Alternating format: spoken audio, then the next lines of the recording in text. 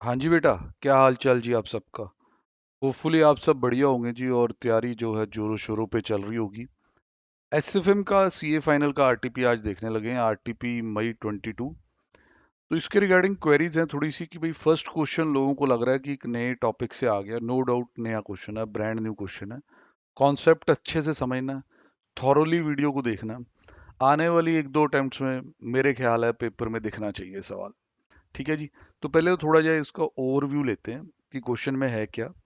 Then उधर concept समझते हैं, उधर कुछ एडिशनल नोट्स भी तैयार किए गए हैं। ले आओ सर पढ़ते हैं क्या है। Mister A is holding 1,000 shares of face value of 100 each of Messrs ABC limited. तो मिस्टर ए के पास 1,000 शेयर हैं जिनकी फेस वैल्यू 100 रुपया। बेटा कितने पे खरीदा, क्या मार्केट प्राइस है ये नहीं बताया अभी तक। He want to hold the shares for a long term and have no intention to sell. तो ये मिस्टर ए भी हमारी तरह इन्वेस्टर टाइप बंदा है। अच्छी कंपनी हो सकता है तो ये लंबे समय के लिए रखना चाहता है, कोई इरादा नहीं है बेचने का। 1 जनवरी 2020 Messrs XYZ has made a short cell of ABC limited share. तो ये मिस्टर ए एक बंदा है जो होल्डर है 1,000 शेयर्स का। ये XYZ लिमिटेड कोई और बंदा है और एंटिटी है जिन्होंने इसी शेयर में शॉर्ट सेल कर रखी है, शॉर्ट कर रखा है, जो एफ एंड वगैरह के चैप्टर में हम काफी देखते थे। अब ये XYZ ए के पास आता है कि तू मेरे को अपने शेयर लेंड कर दे under the stock lending scheme with following terms. तो दोबारा देखते हैं। Mister A is the holder of 1,000 shares of ABC limited and दूसरा है जी XYZ लिमिटेड बंदा इन्वॉल्व, लाइक कंपनी। इसने शॉर्ट सेल कर रखी है इसी कंपनी के शेयर्स में, शॉर्ट सेल कर रखी है एबीसी लिमिटेड के शेयर्स में। और ये इसे अप्रोच करता है कि भाई तू शेयर लेंड कर दे मुझे, लेंड कर दे। कि जो शॉर्ट सेलर होता है एफ एंड ओ में भी आपने देखा हुआ है कि उसके पास दो तीन ऑप्शंस होती हैं। एक ऑप्शन तो ये होती है कि कैश डिफरेंस में सेटल कर ले कॉन्ट्रैक्ट को, ठीक। दूसरी ऑप्शन ये होती है कि रोल ओवर कर ले। तीसरी ऑप्शन होती है कि जे एक्सपायरी आ गई, रोल ओवर भी नहीं करना, तो भैया फिजिकल सेटलमेंट करनी पड़ेगी। जैसे यहाँ शेयर शॉर्ट कर दिए इन्होंने, अब एक्सपायरी पे इन्हें वाकई में शेयर देने पड़ेंगे फिजिकली और बदले में पैसे मिल जाएंगे जो इतने पे शॉर्ट किया हुआ। कई बार अब इन लोगों के पास ये शेयर है ही नहीं डिलीवरी देने के लिए, तो ये ऐसे बंदों को अप्रोच करते हैं ए को कि यार तू उधार पे दे दे शेयर, कुछ देर ये उधार पे दे दे, हम डिलीवरी दे देंगे, बाद में फिर शॉर्टिंग कर देंगे, फिर डिलीवरी दे देंगे खरीद के। तो अल्टीमेटली ये जो XYZ लिमिटेड है ना, इसने शॉर्ट सेल कर रखी है। अब इसको ये शेयर्स बेसिकली चाहिए उस कॉन्ट्रैक्ट की सेटलमेंट करने के लिए, और ये शेयर उधार पे ले रहा है, तो बाद में कुछ देर बाद ये शेयर ए को वापस भी करेगा। अब इसके बारे में थोड़ी थ्योरी पढ़ते हैं, फिर उसके बाद क्वेश्चन जरा अच्छा समझ आएगा। हाँ जी, SLB security lending and boring is a mechanism through which investors can borrow or lend the share to other market participants. They can borrow or lend the share to other market participants. Borer कहता है SLB में usually short seller होता है, मतलब share बोरो करने वाला, share उधार पे लेने वाला कौन होता है, जिसने शेयर में शॉर्टिंग कर रखी होती है। That is a trader who want to sell the share that they do not own. कई बार ये सवाल उठता था ना, जब शुरू शुरू में एसएफएम आपने सीखी कि भाई सर शेयर तो है नहीं इसके पास तो कैसे बेच दिया। तो मैं कहता था कोई बात नहीं बेटा, बेच दिया। वो तो जिस वक्त एक्सपायरी आएगी कॉन्ट्रैक्ट की तब देख लेंगे क्या करना है। फिजिकल सेटलमेंट करनी होगी तो दिक्कत आएगी, प्राइस डिफरेंस होगा तो क्या ही दिक्कत है। Lender on the other hand are those investors who have brought the shares for long term purpose and such shares are lying idle in their demat account. Share उधार लेने वाला वो बंदा है जिसने शॉर्ट सेलिंग कर रखी है, शेयर उधार देने वाला वो बंदा है जिसने लॉन्ग टर्म पर्पस के लिए इन्वेस्ट कर रखा है। उसके डीमैट में वैसे ही पड़ा है शेयर, तो कोई बात नहीं अगर 2-3 महीने के लिए किसी को उधार भी दे दिया, बस बाद में वो वापस कर दे। ये बात है। Just like a loan you avail from bank, if you borrow the shares from another investor, interest has to be paid. कहता है जैसे आप लोन ले लेते हैं किसी बैंक से, उसे ब्याज देते हैं, इंटरेस्ट देते हैं, ऐसे ही अगर आपने शेयर बोरो किए हैं तो उस केस में भी आपको इंटरेस्ट तो देना पड़ेगा। अब ये होता किसके लिए है वो यहाँ थोड़ा समझाया गया। कहता है जो एफ एंड ओ ट्रेडर होता है, फ्यूचर एंड ऑप्शन ट्रेडर, उसके पास 3 कोर्स ऑफ एक्शन अवेलेबल होते हैं। या तो वो अपनी पोजीशन स्क्वेयर ऑफ करके निकल जाए एक्सपायरी से पहले, फिर कैश डिफरेंस से सेटलमेंट हो जाएगी, डिलीवरी देनी नहीं पड़ेगी शेयर की, या वो रोल ओवर कर सकता होता है। बट अगर इन दोनों में से कोई भी ऑप्शन वो नहीं लेता, if the investor does not choose any one of these two options, the contract get expired and under physical settlement short will have to offer the shares to cover up the position. तो physical settlement करवाने के लिए उसे अपने share देने पड़ेंगे। अब वो शेयर कहाँ से लाएगा सर? उसने तो वो चीज बेच दी थी जो उसके पास है ही नहीं है। सर उधार के शेयर ले आओ, उधार के शेयर ले आओ। सर ये उधार के शेयर फिर कुछ देर बाद वापस भी करने हैं। हाँ सर, अभी उधार के शेयर दे देता हूँ। देख, डायग्राम में चलते हैं। अब इसने 1000 शेयर पे शॉर्टिंग कर रखी है। अब सेटलमेंट डे आ गया, इसके पास शेयर नहीं है, इसने ए से शेयर उधार लेके यहाँ चिपका दिए। अभी के लिए बला टली। अब हो सकता है कि इस वक्त प्राइस जड़ा मार्केट में है वो थोड़ा अजीब सा है, तो इस वक्त ये मार्केट से खरीद के नहीं देना चाहता था, इसने उधार लेके ए से शेयर दे दिए। ए को इसने कुछ टाइम के लिए रोक लिया कि भाई हम 2 महीने बाद वापस करते हैं। अब इसकी एप्रीहेंशन ये है कि 2 महीने बाद शायद लोअर रेट पे शेयर खरीदने का मौका मिलेगा, तब ये खरीद के शेयर मैं ए के वापस कर दूंगा। ये ये चीज है।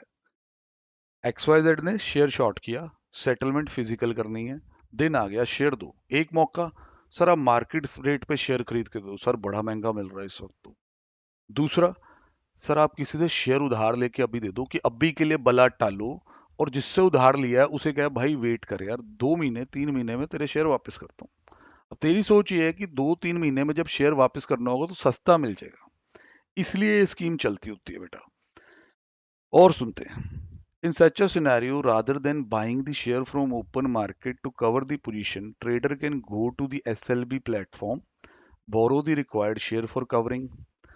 अब जब कुछ समय बाद प्राइस थोड़ा नीचे आ जाएगा, या जितना समय आपका लेंडर आपको देने के लिए तैयार है, एट द लेटर स्टेज जब प्राइस फेवरेबल होगा, he could purchase the share from cash market and return them to lender. ये प्रोसेस कहता है काफी कोस्ट एफिशिएंट है as compare to buying from open market. आप खुद सोचो, एक्सपायरी लास्ट थर्सडे, उस वक्त आपने 200 पे शॉर्ट किया है, मार्केट में शेयर 225 का मिल रहा है, तो एक ऑप्शन तो यही है कि मार्केट से खरीद के दे दो। और आप कहते हो यार बस ये थोड़ी देर के लिए बड़ा हुआ है, ये रिजल्ट इनका अच्छा आ गया, 2 दिन की बात है, हफ्ते 10 दिन की बात है, फिर शेयर को अपनी औकात पता चल जाएगी, तो आज किसी से उधार लेके दे दो, और जिससे उधार लिया उसके साथ प्रॉमिस कर दो कि भाई तू 3 महीने रुक, महीना रुक, तेरे शेयर वापस करेंगे मार्केट से खरीद के। तो आज 225 अवॉइड हो गया सर, उधार वाला शेयर दे दिया। मान ले 3 महीने में 150 का हो जाता है शेयर। इतना कॉस्ट एफिशिएंट है, rather than purchasing from open market. समझ पा रहे हो मेरी बातें? ये है इस क्वेश्चन की गेम। तो ये थ्योरी वाला पीडीएफ भी आपको मिल जाएगा जैसे ही आप कहेंगे। तो बाकी जी आप इसके बारे में अब क्वेश्चन में आ जाए, दोबारा एक बार पढ़ते हैं। ए के पास 1000 शेयर थे, 100 ईच के, एबीसी के। ये एक लॉन्ग टर्म इन्वेस्टर है, कोई इंटेंशन नहीं है बेचने का। XYZ ने शॉर्ट सेल कर रखी थी, उसने इसे अप्रोच किया कि क्या आप अपने शेयर हमें उधार दे देंगे स्टॉक लेंडिंग स्कीम के जरिए। कितनी देर के लिए शेयर बोरो करने हैं? कहता हमें शेयर बोरो करने हैं 3 महीने के लिए, यहां से लेके यहां तक। 3 महीने गेम खेलना चाहता। अब जैसे उसने कहा था बैंक से पैसा उधार लेते हैं तो इंटरेस्ट देना पड़ता है, किसी से शेयर उधार लेंगे तो भी चार्जेस होंगे, इंटरेस्ट होगा। क्या फीस है? लेंडिंग चार्जेस या fee 1% to be paid every month on the closing price of the quoted of the stock quoted in exchange. कहते इसमें 1% आप दे देना, जो महीने का एंड का प्राइस होगा। अब ए अपने 1000 शेयर इसे दे रहा है, लालच ये है कि वैसे भी तो डीमैट में पड़े सड़ रहे थे, हर महीने 1% आ जाएगा क्लोजिंग प्राइस पे। पर डर ये है कल को अगला शेयर ही ना वापस करे तो क्या कर लोगे? डर तो सर बहुत ज्यादा लगता होता है ऐसी चीजों में। तो bank guarantee, CA final student, training वाला स्टूडेंट समझ सकता है बैंक गारंटी। बड़े बड़े काम जब कंपनियों के साथ किए जाते हैं तो वो भी कह देती हैं कि बैंक गारंटी लाओ। तो ए बेसिकली XYZ को कहेगा कि मुझे आप पे शक है, कि आप पता नहीं शेयर वापस करोगे कि नहीं, तो बैंक गारंटी दे दो। Bank guarantee will be provided as a collateral और value as on this date. ये 1000 शेयर की इस दिन की वैल्यू की बैंक गारंटी होगी। मतलब कल को if XYZ is not able to perform the obligation as per the contract, तो बैंक आपको ये वैल्यू पे करेगा। ऑब्वियस है, बैंक गारंटी किसको लाके देनी पड़ेगी सर? XYZ लिमिटेड को। तो बैंक गारंटी का कमीशन होता है, चार्जेस होता है, वो खर्चा किसका बनेगा? XYZ का। अदर इन्फॉर्मेशन में ਇਹਦੇ बारे लिखा हुआ है 8% पर एनम। सर गारंटी पूरे साल के लिए तो चाहिए नहीं होगी, सिर्फ 3 महीने के लिए चाहिए होगी। बिल्कुल सर, कर लेंगे compute. 29 February 2020 Messrs XYZ share quoted in stock exchange on various dates are as follow. अब ये ABC लिमिटेड का जो शेयर है, वो जो कोट कर रहा है डिफरेंट डेट्स पे, डिफरेंट रेट्स पे वो दिया हुआ है। अब ये बता रखा है share price in scenario 1 bullish, share price in scenario 2 bullish. तो थोड़े अलग अलग सिनेरियोज में प्राइस दी हुई। इसमें स्टार्टिंग वाला प्राइस 1000 है, ये याद रखना। फिर 1 महीने बाद कोई कह रहा है यहाँ होगा, कोई कह रहा है यहाँ होगा, कोई कह रहा है यहाँ होगा, कोई कह रहा है यहाँ होगा। दो अलग अलग सिनेरियोज हैं। आपको ध्यान रखना है बैंक गारंटी के लिए ये वाला प्राइस मैटर करेगा। चलिए, you are required to find out the earning of A through stock lending scheme in both the scenarios. कहता ए स्टॉक लेंडिंग स्कीम में कितना कमा लेगा, ये बताओ। सर अगर यही बताना है तो बहुत आसान है। आपको ये फीस मिलनी है मिस्टर ए, ये आपकी फीस है। 1% paid every month on the closing price. कितने शेयर हैं सर? 1000 शेयर है। तो पहला महीना यहाँ क्लोज करेगा 1000 शेयर इंटू 1020 और इसका 1%। इतनी फीस आपको आ जाएगी। पढ़ लो अच्छे से। Landing charges 1% to be paid every month on closing. पहले महीने इतनी आएगी सिनेरियो 1 में। दूसरे महीने 1000 शेयर इंटू 1040 इंटू 1%, ये आ जाएगी। फिर जी 1000 शेयर इंटू 1050 इंटू 1%, इतना आ जाएगा। सिनेरियो 2 में रेट लग गए, कॉन्सेप्ट सेम है। तो आप इधर आंसर ऑब्वियस है देखना चाहेंगे कि सर क्या आंसर है, किस तरह है। आंसर वाली PDF पे ले चलते हैं आपको। यहाँ से आंसर वाली PDF बना लेते हैं। थोड़ा या सर स्क्रॉल कर लें। हम्म, नया तरह का क्वेश्चन है जी, जरूर करके जाएं, पर औखा नहीं है। मतलब इसमें रोला नहीं होना चाहिए कि क्या आ गया, कैसे हो गया। बहुत सौखा क्वेश्चन है। अब लैंडिंग फी की इनकम वो पर शेयर दिखा रहे हैं भाई साहब, घबराना ना। मैंने 1000 से पहले ही मल्टीप्लाई कर रखा था। इंस्टीट्यूट ऑब्वियस है कुछ ना कुछ अलग करेगा। तो एक शेयर की पे इतनी लैंडिंग फीस आ गई, सिनेरियो 2 में इतनी आ गई। 3 महीने की लैंडिंग फी टोटल बना के नंबर ऑफ शेयर से मल्टीप्लाई कर दिया, तो ए को बैठे बिठाए इनकम आ गई जी। वैसे भी उसके पोर्टफोलियो में इन शेयर्स ने रहना ही था, कुछ प्रोड्यूस तो करना नहीं था। अब लैंडिंग की इनकम आपके सामने है, देख पा रहे हैं। तो ऑब्वियस है बड़े बड़े जड़े इन्वेस्टर होते हैं, जैसे म्यूचुअल फंड्स हैं, इंश्योरेंस कंपनीज हैं, उनके पास काफ़ी ज़्यादा बड़ा पोर्टफोलियो होता है। और उसमें कुछ ऐजा पोर्टफोलियो होता है जो ज़्यादा देर तक बेचने वाले नहीं हैं, तो उसमें वो लैंडिंग वाकई में करते हैं। तो ये तो होगी आपकी टोटल अर्निंग फ्रॉम लैंडिंग, जो क्वेश्चन ने पूछा।